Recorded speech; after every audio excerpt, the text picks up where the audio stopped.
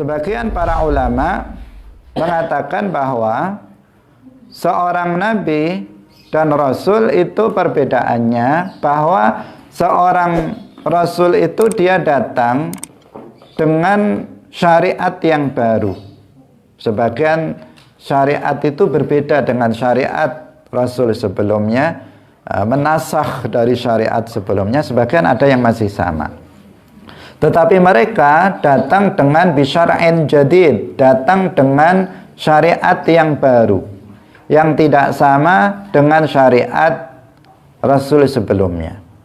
Telah kita jelaskan sebelumnya bahwa seluruh para nabi mereka yadinuna bidinin wahidin wahwal Islam. Mereka semuanya beragama dengan agama yang satu, agama yang sama, yaitu Islam. Salatullah, salamullah alal hadi Rasulillah. Assalamualaikum warahmatullahi wabarakatuh.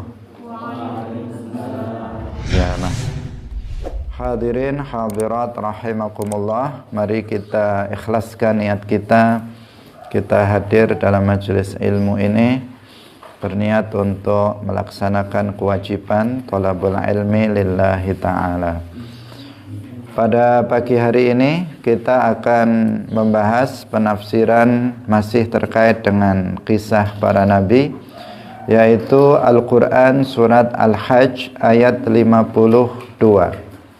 Al-Quran surat Al-Hajj ayat 52. Bismillahirrahmanirrahim. Wa ma arsalna min qablika min rasulin wala nabiyyin illa idza tamanna alqa syaitanu fi umniyatihi alqa syaitanu fi umniyatihi fayansakhullahu ma yulqi syaitanu thumma yuhkimullahu ayatihi wallahu alimun hakim.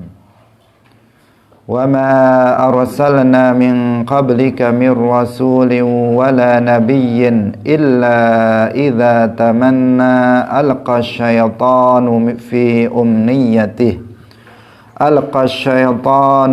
umniyatihi fayansakhullahu ma yulqi syaitanu thumma yuhkimullahu ayatihi wallahu alimun hakim. Wa ma arsalna min qablika, dan kami Allah maksudnya tidak mengutus sebelum kamu, sebelum Nabi Muhammad, seorang rasul pun, mir rasulin wala nabiyyin, dan tidak seorang nabi pun. Allah tidak mengutus seorang rasul pun dan tidak mengutus seorang nabi pun kecuali idza tamanna, ketika mereka membaca kitab sucinya, alqa syaitanu fi umniyatihi, maka syaitan kemudian memasukkan atau syaitan menyampaikan pada bacaan-bacaannya. Fayansakhullahu ma yulqi syaitan, kemudian Allah menghilangkan apa yang disampaikan oleh syaitan itu. Thumma yuhkimullahu ayatihi, dan Allah menguatkan ayat-ayatnya. Wallahu alimun hakim, dan Allah adalah zat yang maha mengetahui lagi maha bijaksana. Hadirin hadirat rahimakumullah, ada dua hal dalam ayat ini yang akan kita jelaskan berkaitan dengan permasalahan akidah. Yang pertama adalah terkait dengan perbedaan antara nabi dan rasul. Yang kedua adalah terkait tentang kisah Nabi Muhammad sallallahu alaihi wasallam yang disalahpahami oleh sebagian kalangan. Yang pertama adalah terkait dengan perbedaan antara nabi dan rasul. Dalam ayat ini disebutkan wa ma arsalna min qablika mir rasulin wala nabi. Tidaklah kami mengutus sebelum kamu, mengutus sebelum kamu seorang nabi pun dan juga seorang rasul pun dan tidak seorang nabi pun illa idza tamanna alqa syaitanu fi umniyatihi. Pada ayat ini disebutkan ada kata mir rasulin wala nabi, bahwa keduanya itu diutus oleh Allah Subhanahu wa taala. Ini menunjukkan yang pertama bahwa ada perbedaan antara rasul dan nabi. An-nabiyyur rasul dan an-nabiyyu ghairur rasul. Nabi yang sekaligus rasul dan nabi yang bukan rasul. Itu ada perbedaan. Kenapa? Karena di sini dipisahkan. Dikatakan min qablika mir rasulin wala nabi. Menunjukkan bahwa ada rasul, ada nabi saja. Ada nabi yang rasul dan juga ada nabi yang bukan rasul. Jadi jika dikatakan bahwa nabi dan rasul itu sama, nggak ada perbedaan, maka itu tidak mungkin. Kenapa? Karena ayat ini itu membedakan. Dikatakan secara terpisah. Ada dikatakan mir rasulin, ada dikatakan wala nabiyyin. Berarti nabi dan rasul itu berbeda, bukan sesuatu yang sama. Ini yang pertama. Yang kedua, ini juga menunjukkan bahwa seorang nabi itu diutus oleh Allah untuk berdakwah. Demikian juga seorang rasul itu diperintahkan untuk berdakwah. Berdasarkan ayat ini juga yang dikatakan wa ma arsalna min qablika mir rasulin wala nabiyyin illa idza tamanna alqa syaitanu fi umniyatihi. Bahwa dikatakan wa ma arsalna, tidaklah kami mengutus sebelum kamu seorang nabi pun dan tidak seorang rasul pun dan tidak seorang nabi pun, kecuali ketika mereka membaca kitab sucinya kemudian syaitan menyampaikan kata-katanya dalam bacaan para nabi itu ataupun para rasul itu. Artinya nabi itu diutus, rasul itu juga diutus untuk berdakwah. Hadirin hadirat rahimakumullah. Memang ada di antara para ulama, khususnya para ulama mutaakhirin, dan disebutkan dalam kitab-kitab mereka yang mengatakan bahwa nabi itu tidak diperintahkan untuk tabligh, tidak diperintahkan untuk berdakwah. Sementara rasul itu diperintahkan untuk berdakwah. Ada penjelasan seperti itu disampaikan oleh sebagian ulama, khususnya para ulama mutaakhirin. Tetapi kita ingin menyampaikan bahwa para ulama, kebanyakan para ulama mutaqaddimin itu menyampaikan hal yang berbeda. Artinya ada penjelasan yang berbeda antara sebagian ulama dan sebagian ulama yang lain. Dan hujjah yang dijadikan oleh para ulama yang mengatakan bahwa nabi maupun nabi yang bukan rasul maupun nabi yang rasul, keduanya sama-sama diperintahkan untuk bertabligh. Ini diantaranya berdasarkan ayat yang kita baca ini, yang mengatakan wa ma arsalna min qablika mir rasulin wala nabiyyin illa idza tamanna alqa syaitanu fi umniyatihi. Di sini dikatakan bahwa nabi dan rasul itu diutus. Diutus untuk apa? Ya diutus untuk berdakwah, untuk menyampaikan atau untuk bertabligh, menyampaikan risalah. Nah, jadi ada dua dalam kitab para ulama ada dua pendapat disebutkan. Ada yang mengatakan bahwa Nabi tidak diutus untuk bertabligh, dan itu kita temukan dalam kitab-kitab para ulama mutaakhirin. Tetapi kita juga menemukan pendapat yang mengatakan bahwa Nabi maupun Rasul sama-sama diutus untuk berdakwah. Kita bisa melihat penjelasan itu misalnya dalam tafsir Al-Baydawi. Kita bisa melihat pendapat ini yang mengatakan Nabi dan Rasul itu juga diutus untuk bertabligh. Bisa kita lihat misalnya dalam kitab tafsir An-Nasafi. Kitab tafsir An-Nasafi. Kita juga bisa melihat misalnya dalam kitab Usuluddin karya Al-Imam Abu Mansur Al-Baghdadi, Abu Mansur Abdul Qahir bin Tahir At-Tamimi Al-Baghdadi. Kita bisa melihat ke sana. Kita juga bisa melihat penafsiran itu misalnya dalam kitab Isyaratul Maram karya Kamaluddin Al-Alim Al-Allamah Kamaluddin Al-Bayadi Al-Hanafi. Kita juga bisa melihatnya misalnya dalam kitab karya Al-Munawi, kemudian kitab-kitab karya Al-Qunawi dan para ulama lainnya. Artinya apa? Artinya ini juga sebuah pendapat dari kalangan para ulama, dan kebanyakan para ulama itu kalangan ulama yang mutaqaddimin dan para ulama besar. Dalam kitab tafsir sendiri saya menemukan dalam beberapa kitab, di antaranya yang sangat jelas adalah dalam kitab tafsir Al-Baydawi dan tafsir An-Nasafi. Kita bisa melihatnya di sana. Dan argumentasi atau hujjah yang menjelaskan tentang bahwa Nabi maupun Rasul itu diutus untuk bertabligh, di antaranya didasarkan pada ayat ini, Al-Hajj ayat 52.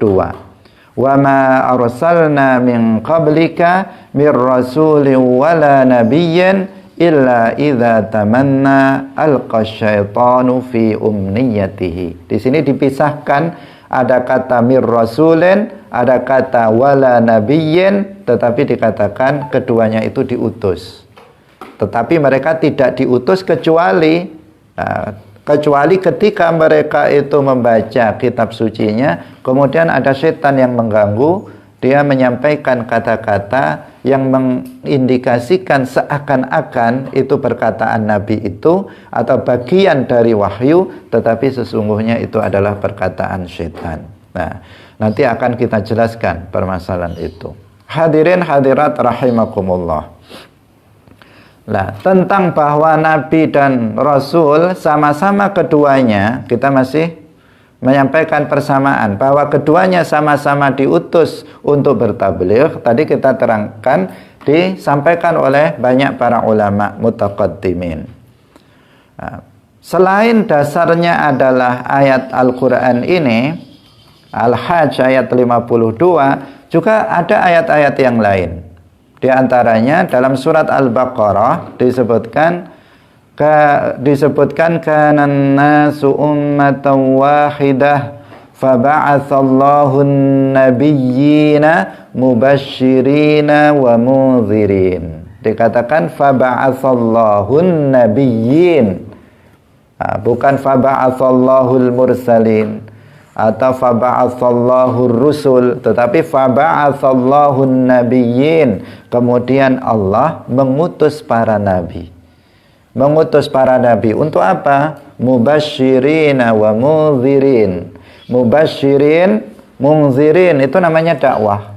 Mubashshirin artinya memberikan kabar gembira kepada mereka yang mau beriman, kepada mereka yang mau taat, mereka yang mau beramal soleh, menjalankan yang wajib, meninggalkan yang haram, dengan pahala, dijanjikan dengan pahala dan surga nanti di akhirat. Wa mundhirin, dan memberikan peringatan. Memberikan peringatan itu ya disampaikan kepada umatnya bahwa mereka yang tetap dalam kekufurannya, tidak mau masuk ke dalam agama Islam, mereka berbuat durhaka, tidak mau melakukan taat kepada Allah, diancam dengan siksa dan azab nanti di neraka. Ini namanya apa? Dakwah. Ini namanya tabligh. Dan dalam ayat ini dikatakan faba'athallahun nabiyyin mubasyirina wa mundzirin. Dan masih banyak ayat-ayat yang lain yang dijadikan sebagai dalil oleh para ulama yang mengatakan bahwa nabi dan rasul itu keduanya sama-sama diutus untuk bertabligh. Dari hadis di antara dalil yang dijadikan oleh para ulama yang menyatakan bahwa keduanya itu diutus menjadi seorang nabi, bahwa keduanya itu diutus untuk bertabligh, itu adalah hadis Nabi. Rasulullah sallallahu alaihi wasallam bersabda, "Wa kana an-nabiyyu yub'atsu ila qaumihi khassatan wa bu'itsu ila an-nasi kaffatan." Wa kana an-nabiyyu yub'atsu ila qaumihi khassatan wa bu'itsu ila an-nasi kafatan. Dahulu seorang nabi itu diutus kepada kaumnya. Dahulu seorang nabi itu diutus kepada kaumnya secara khusus, khasatan, secara khusus, dan aku diutus itu kepada seluruh manusia. Kemarin sudah kita jelaskan tentang masalah ini. Dalam hadis itu dikatakan apa? Kanan nabiyyu, bukan kanan rasulu, tetapi kanan nabiyyu yub'atsu. Seorang nabi itu diutus, yub'ats. Bukan enggak diutus, seorang nabi itu diutus. Tetapi mereka dulu seorang nabi itu diutus ila qaumihi khassatan. Mereka diutus pada kaumnya secara khusus. Berbeda dengan nabi yang diutus untuk semua manusia. Wa bu'itsu ilan nasi kafatan. Sedangkan nabi itu diutus untuk seluruh manusia dan jin. Hadirin hadirat rahimakumullah. Dalam riwayat yang lain itu bunyinya ilan nasi ammatan. Wa kana an-nabiyyu yub'atsu ila qaumihi khassatan wa bu'itsu ilan nasi ammatan. Hadis ini hadis sahih rawahul Bukhari. Diriwayatkan oleh Imam Al-Bukhari dalam Kitabus Shalah. Hadirin hadirat yang dirahmati oleh Allah Subhanahu wa taala. Jadi dalam hadis pun disebutkan bahwa seorang nabi itu diutus untuk bertabligh. Kana an-nabiyyu yub'atsu ila qaumihi. Kemudian ada hujjah lain yang disampaikan, yaitu terkait dengan secara bahasa. Secara an-nabiyyu itu ala wazni fa'il yang berasal dari kata an-naba. An-nabiyyu berasal dari kata an-naba'u, artinya al-khabar. Artinya al-khabar, berita. An-naba itu artinya khabar, berita. An-nabiyyu itu isim fa'il ala wazn fa'il, yang artinya berarti orang yang menyampaikan berita. An-nabiyyu artinya orang yang menyampaikan berita. Berarti menyampaikan berita dari Allah berupa risalah, berupa wahyu dari Allah, untuk dia adalah penyampai berita itu kepada umat manusia. Sehingga secara bahasa pun seorang nabi itu menyampaikan dakwah, menyampaikan risalah kepada umatnya, hanya saja mereka menyampaikannya, tugasnya kepada umatnya masing-masing. Kemudian ada hujjah lagi, yang keempat adalah dari sisi akal. Dari sisi akal. Dari sisi akal, Rasulullah Shallallahu Alaihi Wasallam pernah bersabda, "Ballighu anni walau ayah." Ballighu anni walau ayah. Sampaikanlah dariku meskipun hanya satu ayat saja. Artinya kita bukan nabi. Kita manusia biasa. Tetapi Rasulullah memerintahkan kita untuk bertabligh. Rasulullah menyampaikan kita untuk bertabligh, dan kita ini sedang bertabligh, artinya menyampaikan ilmu kepada masyarakat, kepada umat, kepada manusia. Ini diperintahkan kepada kita, padahal kita bukan nabi. Jika kita yang orang biasa diperintahkan untuk bertabligh, kemudian dikatakan nabi nggak diutus untuk bertabligh, tidak bisa diterima oleh akal kita. Lalu untuk apa mereka diutus? Untuk apa mereka diangkat menjadi seorang nabi jika mereka tidak bertabligh? Nah, ini secara akal itu juga tidak bisa diterima. Karena kita orang biasa saja diperintahkan untuk bertabligh, sementara bagaimana bisa kemudian seorang nabi itu tidak diutus untuk bertabligh? Nah, dengan beberapa hujjah ini, kemudian para ulama yang seperti yang tadi kita sebutkan dalam tafsir Al-Baydawi, dalam tafsir An-Nasafi, kemudian juga dalam kitab Usuluddin, kemudian dalam kitab Isyaratul Maram, kemudian yang karya Kamaluddin, kemudian siapa lagi, Al-Hanafi, kemudian juga dalam kitab-kitab Al-Munawi, Al-Qunawi dan sebagainya. Itu disebutkan hal-hal yang seperti ini, bahwa nabi maupun rasul itu sama-sama diperintahkan untuk bertabligh. Hadirin hadirat kaum muslimin muslimat, pemirsa Madu TV rahimakumullah. Nah, kemudian lalu apa perbedaan antara nabi dan rasul? Sebagian para ulama mengatakan bahwa seorang nabi dan rasul itu perbedaannya bahwa seorang rasul itu dia datang dengan syariat yang baru. Sebagian syariat itu berbeda dengan syariat rasul sebelumnya, menasakh dari syariat sebelumnya, sebagian ada yang masih sama. Tetapi mereka datang dengan bisyara'in jadid, datang dengan syariat yang baru, yang tidak sama dengan syariat Rasul sebelumnya. Telah kita jelaskan sebelumnya bahwa seluruh para nabi mereka yadinuna bidinin wahidin wahwal Islam. Mereka semuanya beragama dengan agama yang satu, agama yang sama, yaitu Islam. Semuanya akidahnya sama, yaitu akidatul Islam. Semuanya mereka adalah muslim.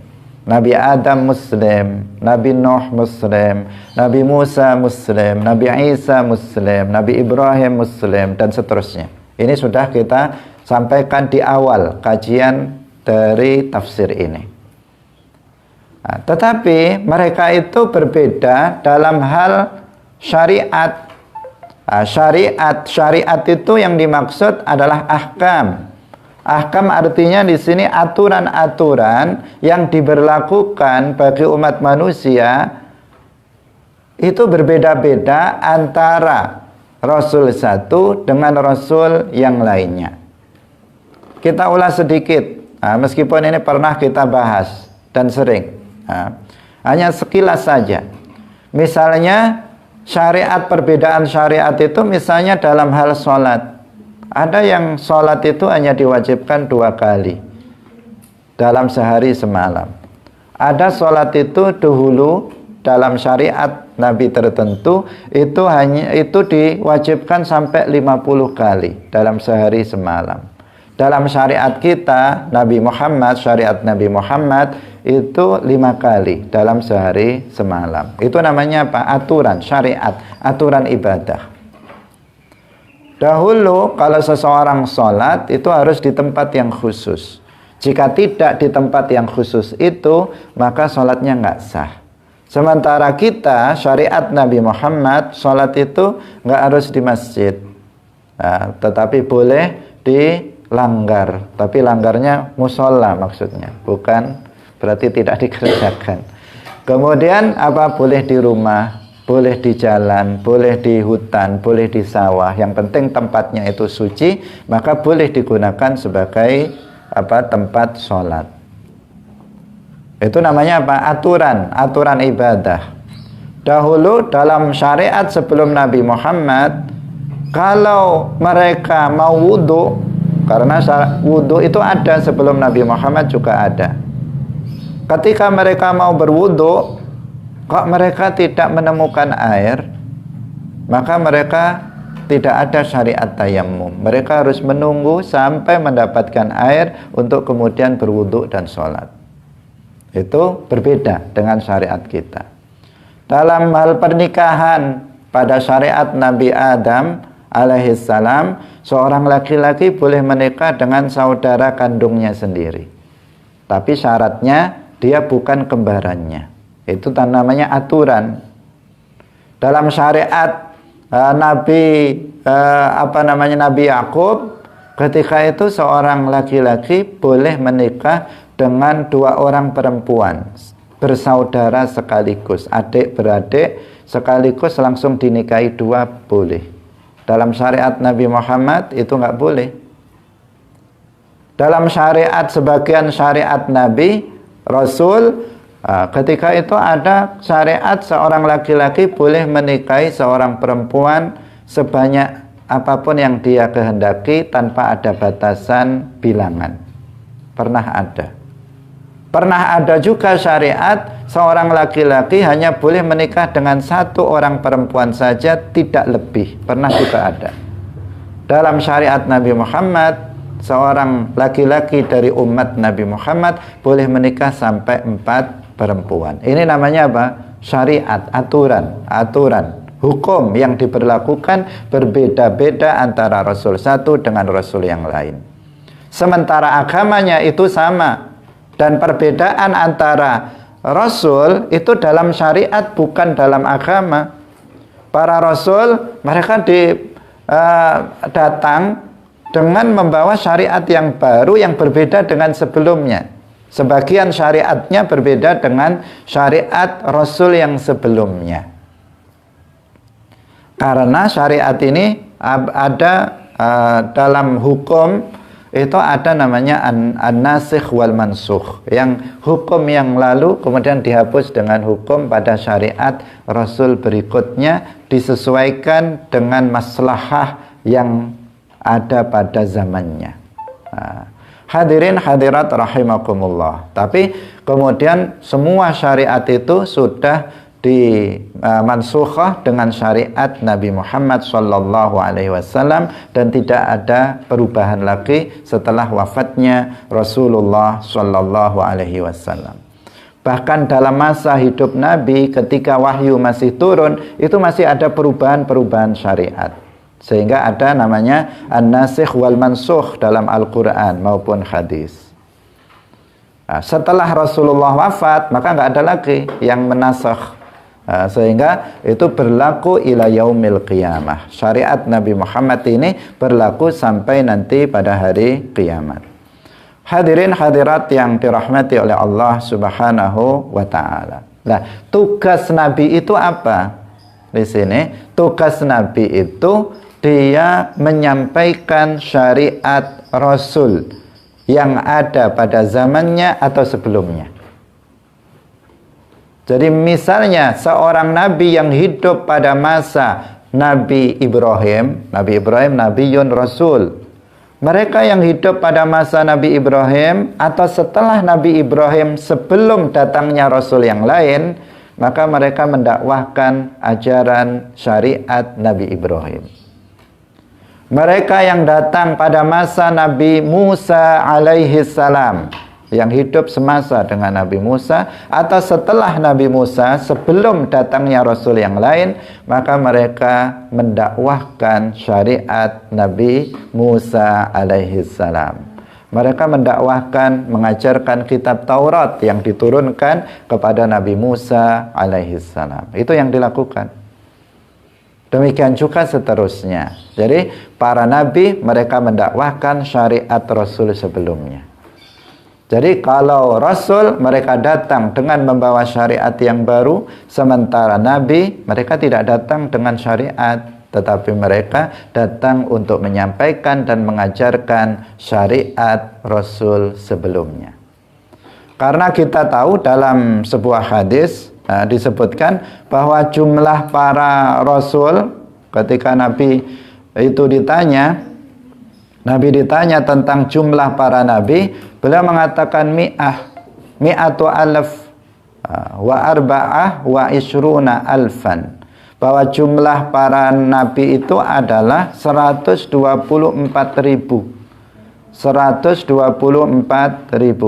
Kemudian ditanya berapa jumlah rasul, beliau mengatakan salasumi'ah wa salasata asyar, yaitu 313.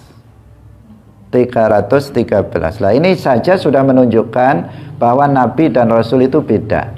Nah, jumlah nabi itu 124.000, sementara jumlah rasul itu 313. Berdasarkan hadis ini. Meskipun ada sementara ulama yang mengatakan bahwa yang lebih kuat itu kita tidak tentukan jumlah nabi atau jumlah rasul. Kita tidak tentukan dengan jumlah tertentu, agar kita tidak memasukkan orang yang bukan nabi, bukan rasul sebagai bagian dari nabi dan rasul, dan agar kita tidak mengeluarkan seseorang yang sesungguhnya dia nabi dan rasul kemudian tidak dianggap sebagai nabi dan rasul, maka tidak ditentukan jumlah tertentu dari nabi dan rasul itu menurut pendapat yang rajih dari para ulama ahlus sunnah wal jamaah. Tetapi ada sebuah riwayat hadis yang menyebutkan ketika Nabi ditanya tentang jumlah nabi, jumlahnya 124.000, dan ketika ditanya jumlah rasul, dan ini menunjukkan ada perbedaan nabi dan rasul, beliau menjawab 313 rasul. Nah, artinya jumlah para nabi jauh lebih banyak dari jumlah rasul. Nah, dalam satu masa bisa ada beberapa nabi, ada rasul, ada nabi. Bisa terjadi seperti itu. Atau ada rasul kemudian masa setelahnya nggak ada rasul tetapi ada nabi-nabi yang membimbing kaumnya masing-masing, yang berdakwah kepada kaumnya masing-masing. Mereka berdakwah terhadap kaumnya, meskipun kalau ketemu dengan selain kaumnya mereka juga akan berdakwah, tetapi mereka, tugas mereka adalah berdakwah kepada kaum tertentu. Jadi seperti itu perbedaan antara nabi dan rasul, bahwa rasul mereka datang dengan membawa syariat yang baru, sementara nabi mereka datang untuk mengajarkan syariat rasul sebelumnya, tidak membawa atau tidak datang dengan membawa syariat yang baru.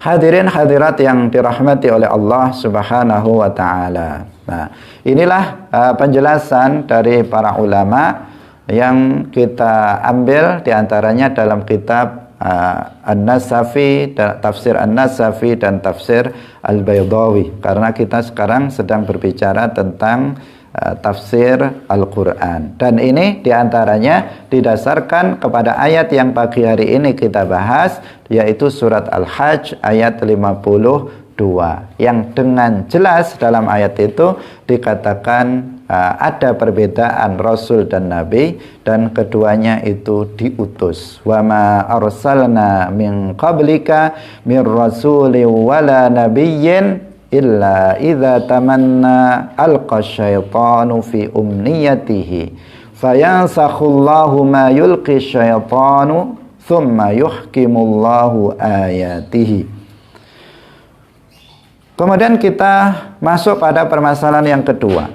Nah, dalam ayat ini dikatakan tentang ada kata illa idza tamanna alqa syaitanu fi umniyatihi. Dalam tafsir An-Nasafi disebutkan bahwa maksudnya illa idza tamanna alqa syaitanu fi umniyatihi, bahwa seorang nabi dan rasul ketika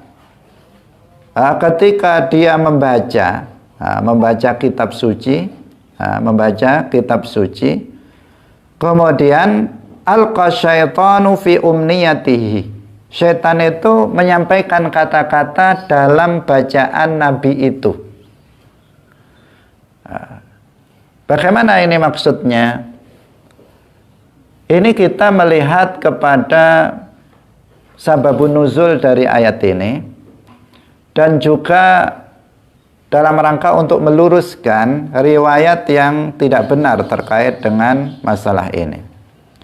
Dalam riwayat yang tidak benar dikatakan bahwa suatu ketika Rasulullah Shallallahu Alaihi Wasallam ketika membaca dalam surat An-Najm, ketika beliau membaca surat An-Najm sampai pada ayat afara'aitumul lata wal uzza wa manata tsalitsatal ukhra, ketika membaca seperti itu sampai pada bacaan ini, tiba-tiba ada suara. Tiba-tiba ada suara yang menyambung mengatakan tilkal gharaniqul ula wa inna syafa'atahunna laturtaja. Ada kata-kata itu terdengar ketika Rasulullah menyampaikan permasalahan itu atau menyampaikan membaca ayat tersebut. Hadirin hadirat rahimakumullah. Nah, dalam memahami ini ada beberapa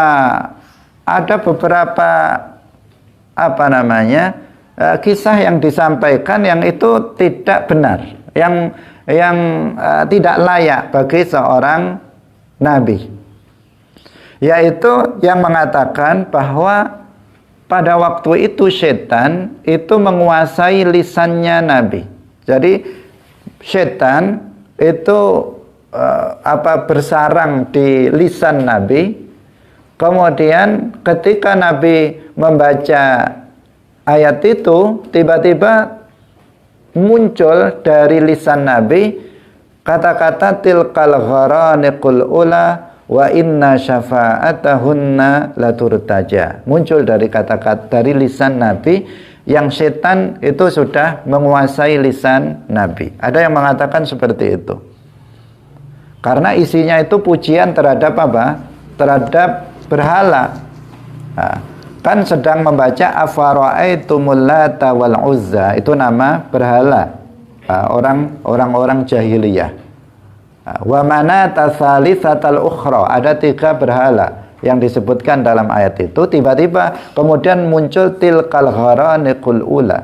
Itu adalah berhala-berhala yang tinggi, dan dikatakan syafaat dari 3 berhala itu sangat diharapkan. Nah, ini pujian terhadap berhala. Nah, sementara kisah yang tidak benar itu mengatakan bahwa kata-kata pujian terhadap berhala itu betul-betul muncul dari lisan Nabi di saat Nabi membaca ayat itu, karena setan sudah menguasai lidah atau lisan Rasulullah Shallallahu Alaihi Wasallam.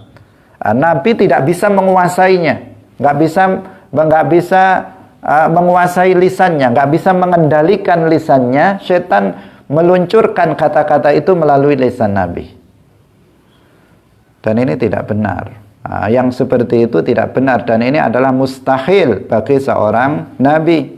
Kenapa? Karena setan itu nggak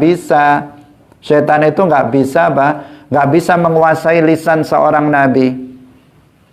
Jika nabi saja maksum dari sabqul lisan, terpeleset lidah itu bagi seorang nabi adalah maksum. Mereka terjaga darinya, tidak pernah mereka melakukan sabqul lisan, yang salah ucap, hatinya mengatakan A, yang keluar B. Itu mustahil bagi seorang nabi.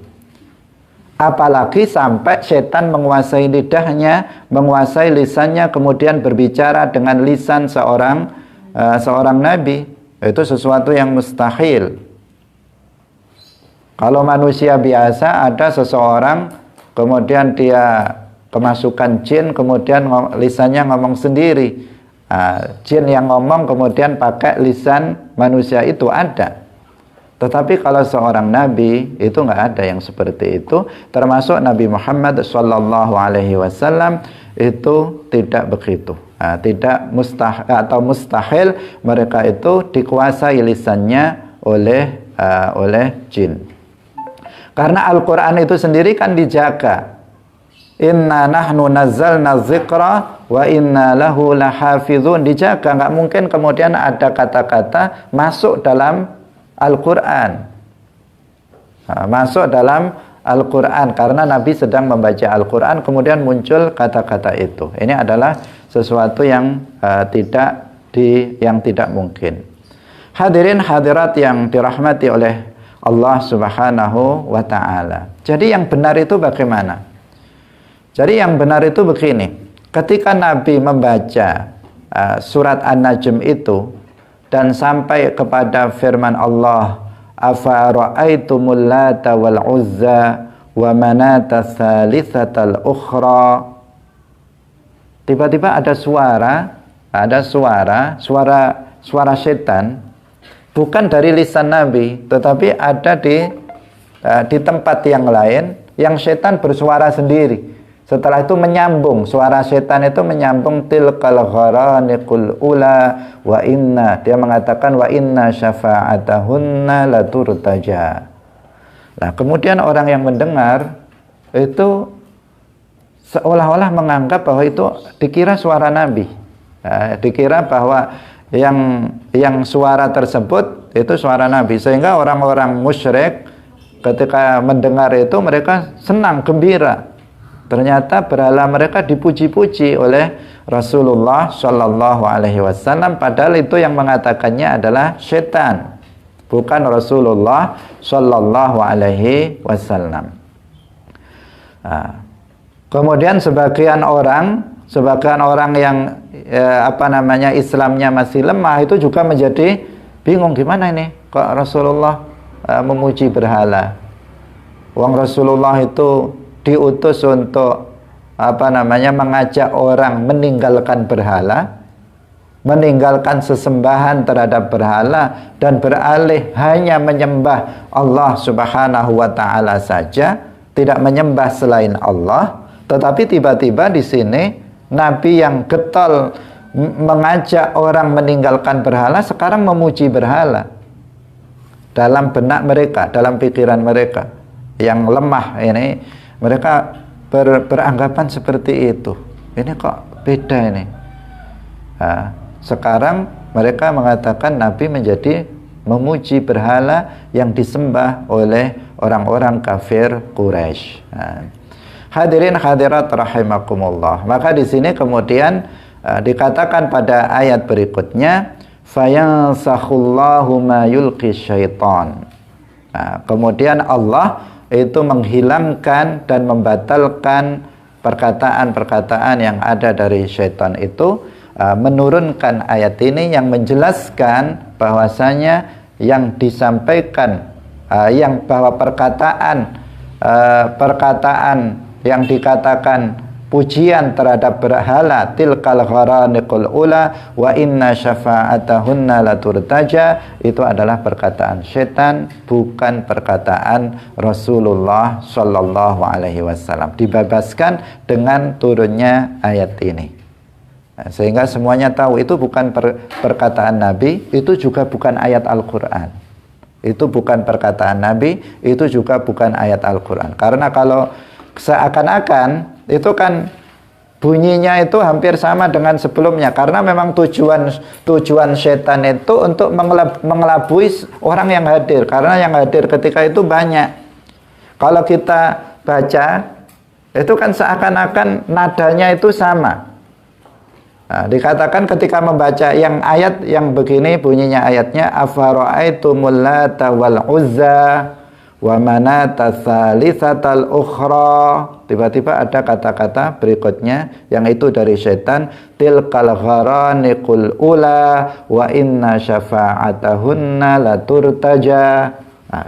Ini kayak mirip ayat juga ini, seakan-akan karena tujuan setan itu memang menyesatkan orang. Itu tujuan setan, untuk mengelabui orang yang mendengar, agar orang-orang itu kemudian kembali menyembah berhala, sehingga kemudian dia melakukan itu. Tetapi ayat Al-Quran turun menjelaskan bahwa kata-kata itu bukan dari Nabi dan bukan bagian dari ayat Al-Quran, tetapi itu adalah perkataan setan yang diucapkan oleh setan di saat Nabi berhenti dari membaca ayat dalam surat An-Najm itu. Kemudian digunakan kesempatan itu oleh setan untuk membaca bacaan dia untuk mengelabui orang yang hadir ketika itu. Nah, tetapi Al-Quran ketika itu masih turun, sehingga Al-Quran turun untuk menjelaskan permasalahan tersebut. Tsumma yuhkimullahu ayatih. Kemudian Allah menjaga, menetapkan ayat-ayatnya, sehingga tidak ada tambahan dari setan. Seandainya ayat ini tidak turun, ayat Al-Hajj 52 ini tidak turun, maka akan ada sebuah anggapan dari sebagian orang bahwa dua perkataan tadi itu adalah bagian dari surat An-Najm. Tetapi ayat Al-Quran turun menjelaskan itu dari setan, itu bukan dari Allah, juga bukan perkataan Nabi. Tsumma yuhkimullahu ayatihi. Allah menguatkan, Allah menetapkan, Allah menjaga ayat-ayatnya dari segala tambahan yang dilakukan oleh syaitan. Hadirin hadirat rahimakumullah. Karena itu harus berhati-hati terhadap kisah seputar Rasulullah yang itu tidak benar. Dan itu dijelaskan pada lanjutan dari ayat itu. Ayat Al-Hajj 52 yang mengatakan liyaj'ala ma yulqi syaitanu fitnatan lilladzina fi qulubihim maradu lilladzina fi qulubihim maradu wal qasiyati qulubuhum wa innadh zalimina lafi syiqaqim ba'id. Artinya apa yang disampaikan oleh syaitan tidak melalui lisan Nabi, tetapi dia berbicara sendiri, tetapi menjadikan orang yang dikatakan menjadikan sebagian orang itu menjadi ujian atau fitnah di antara mereka bagi hati mereka yang ada marad, yang hatinya itu keras, maka mereka terkecoh oleh perkataan ini dan mereka menjadi ragu-ragu terhadap Islam. Hadirin hadirat yang dirahmati oleh Allah Subhanahu wa taala, pada akhir ayat Allah berfirman wallahu alimun hakim. Allahu alimun artinya Allah Subhanahu wa taala Maha mengetahui apa yang telah diwahyukan oleh Allah kepada nabinya dan apa yang dilakukan oleh syaitan itu Allah Subhanahu wa taala itu mengetahuinya. Hadirin yang dirahmati oleh Allah, ini diantara beberapa hal yang harus diwaspadai terkait dengan kisah-kisah para nabi. Banyak sekali kedustaan yang dialamatkan kepada para nabi. Dan ini semuanya bisa kita tolak apabila kita sudah mempelajari ilmu aqidah dengan benar. Apabila kita sudah mengetahui sifat wajib bagi para nabi, bahwa para nabi itu memiliki sifat as-sidqu, jujur, tidak pernah berbohong. Maka jika ada kisah seorang nabi kok mengindikasikan mengatakan ada nabi yang pernah berbohong, nggak benar. Itu pasti nggak benar cerita itu, karena sifat Nabi adalah as-sidqu. Jika kemudian sifat Nabi yang kedua adalah al-amanah. Jika ada kisah seorang Nabi dikatakan dia berkhianat kepada Allah, menghalalkan yang haram, mengharamkan yang halal, atau tidak menyampaikan apa yang seharusnya disampaikan, atau berkhianat kepada sesama manusia, maka ketahui kisah itu tidak benar. Kisah itu tidak benar. Kemudian yang ketiga, para nabi itu memiliki sifat al-fatanah. Mereka itu cerdas. Mereka itu cerdas. Jika kemudian ada kisah kok menunjukkan seolah-olah Nabi ini kok dungu, bodoh. Maka kisah itu ketahuilah itu kisah yang tidak benar, kisah yang menyimpang, karena sifat seorang Nabi adalah al-fatonah. At-tabligh yang keempat, bahwa sifat para Nabi itu menyampaikan risalah yang Allah amanahkan kepada mereka, kepada umatnya. Jika ada kisah seorang Nabi seakan-akan mereka tidak menyampaikan amanah, mereka tidak bertabligh, maka kisah itu adalah kisah yang tidak benar. Kemudian para Nabi juga memiliki sifat ismah. Sebagian dimasukkan pada sifat amanah, bahwa mereka itu maksum, terjaga dari kekufuran, terjaga dari dosa besar, terjaga dari dosa kecil yang mengandung unsur kehinaan jiwa pelakunya. Nah, jika kemudian ada kisah seorang Nabi pernah melakukan kufur, pernah menyembah selain Allah, ada kisah dikatakan Nabi itu misalnya melakukan dosa besar, berzina, minum khamr dan sebagainya, atau melakukan mencuri dan sebagainya, atau melakukan dosa kecil yang hina, maka ketahuilah itu semuanya adalah kisah-kisah yang dusta, kisah yang tidak benar, yang tidak bisa kita untuk mempercayainya. Kaidahnya adalah ilmu akidah, prinsip akidah, sifat wajib bagi para nabi. Kalau itu kita pegang, kita pahami, maka kita tidak mudah untuk terkecoh dengan kisah-kisah dusta seputar para nabi. Kita harus mengagungkan para nabi, kita harus memuliakan para nabi, dan tidak boleh kita menghinanya, mensifatinya dengan sifat-sifat yang tidak layak bagi mereka. Demikian pengajian kita pada pagi hari ini, semoga bermanfaat bagi kita semuanya. Barakallahu fikum, wallahul muwaffiq ila aqwamit thariq. Wassalamualaikum warahmatullahi wabarakatuh. Salamullah ala al-hadi Rasulillah.